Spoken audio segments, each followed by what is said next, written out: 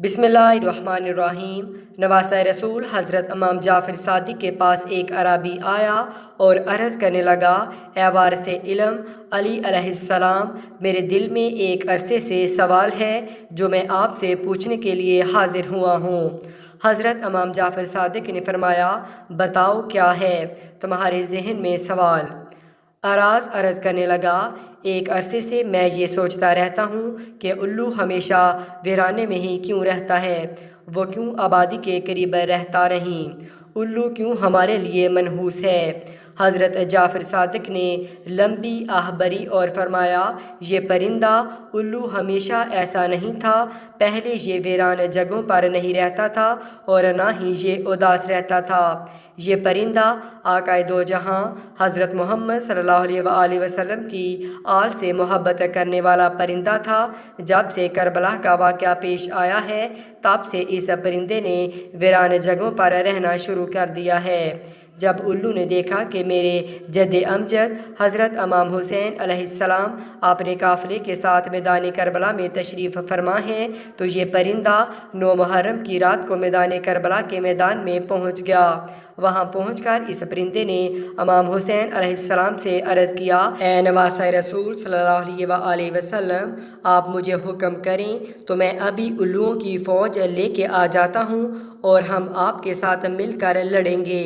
उल्लू की बात सुनकर इमाम हुसैन अलैहिस्सलाम ने उल्लू को कहा, ए परिंदे, यहाँ मैदान करबला जो कुछ कल होने वाला है, आप उस वाक़या को सारी ज़िंदगी भूल नहीं पाओगे। तुमसे ये वाक़या बर्दाश्त नहीं होगा, तुम यहाँ से चले जाओ, मैं अल्लाह की रज़ा पर राज़ी हूँ। हज़रत इमाम हुसैन रज़ी अल्लाह तआला अन्हु की ज़ुबान मुबारक से ये अल्फाज सुनकर उल्लू बहुत ही परेशान हो गया। परिंदे ने इमाम हुसैन अलैहिस्सलाम से बार बार ये ज़िद की कि मैं यहाँ से नहीं जाऊँगा।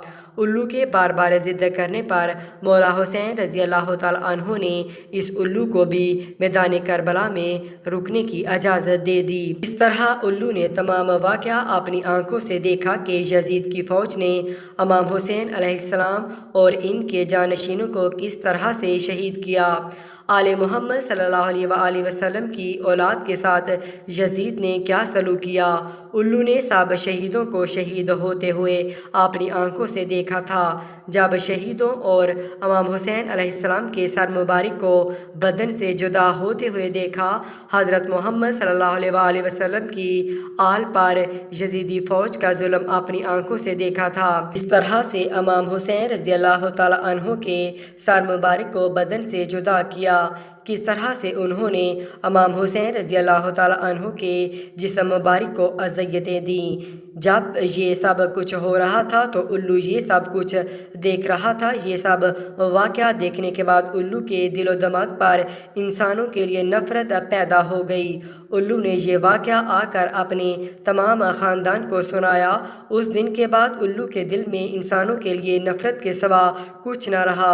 यही वजह है कि उल्लू ने अपने आप को इंसानों से दूर कर लिया है, जहाँ पर इंसान इसको देख भी ना सकें। उल्लू हज़रत मोहम्मद सल्लल्लाहु अलैहि वसल्लम की आल से बहुत ही मोहब्बत करने वाला परिंदा है, लेकिन लोग इस परिंदे को मनहूस समझते हैं। आजकल लोगों का ये ख्याल है कि अगर हमारे घर के आसपास भी उल्लू बोल दे तो उस पर हमें कोई मुसीबत आ जाएगी। अगर उल्लू किसी की छत पर बोले तो इसके डर से अपना घर बार ही छोड़ देते हैं कि हमारे घर के ऊपर उल्लू आकर बैठ गया है, हमारे घर कोई आफत आ गिरेगी। प्यारे दोस्तों, उल्लू को मनहूस कहना जाहलाना सोच है। उल्लू के बोलने से ना तो आपके घर में कोई आफत आती है और ना ही कोई परेशानी आती है।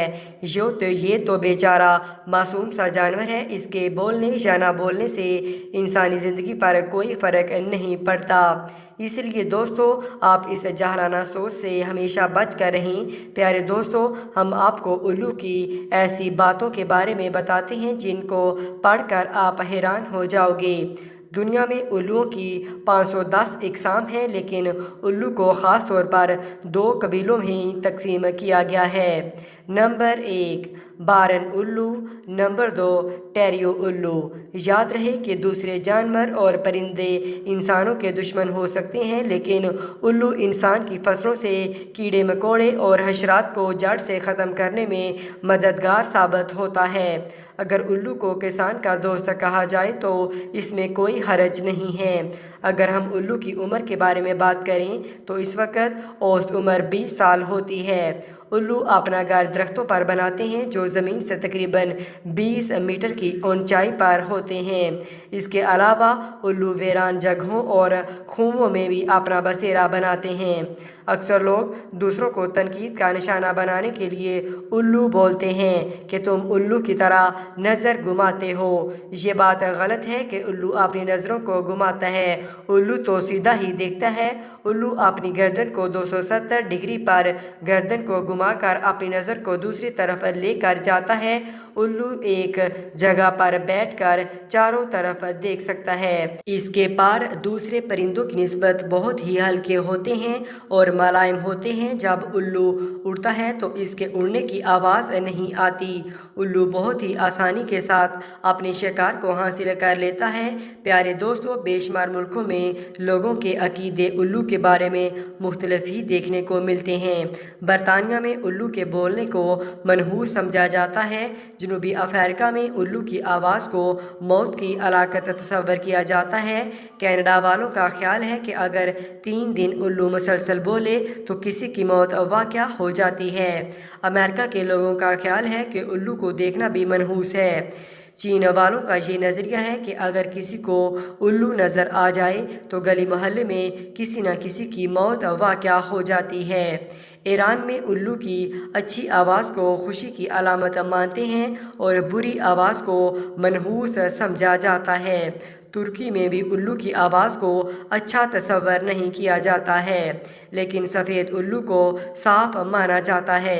हिंदुस्तानी लोगों का अकीदा है कि उल्लू की आँख का काजल बनाकर लगाने से रात में भी दिन की तरह दिखाई देता है। उल्लू के नाखन बच्चे के गले में बांधने से बच्चे को नज़र नहीं लगती। उल्लू के गोश्त को तावीज़ में भरकर गले में बांधने से किसी तरह का डर नहीं लगता। उल्लू की पूजा दिवाली में करने से लक्ष्मी जी मेहरबान होती हैं, बेहद दौलत बरसती है। उल्लू के पर को हिसाब किताब के बही खाते में रखने से मालो दौलत में बरकत होती है। अब इनको कौन समझाए कि वक्त से पहले और किस्मत से ज़्यादा किसी को कुछ नहीं मिलता।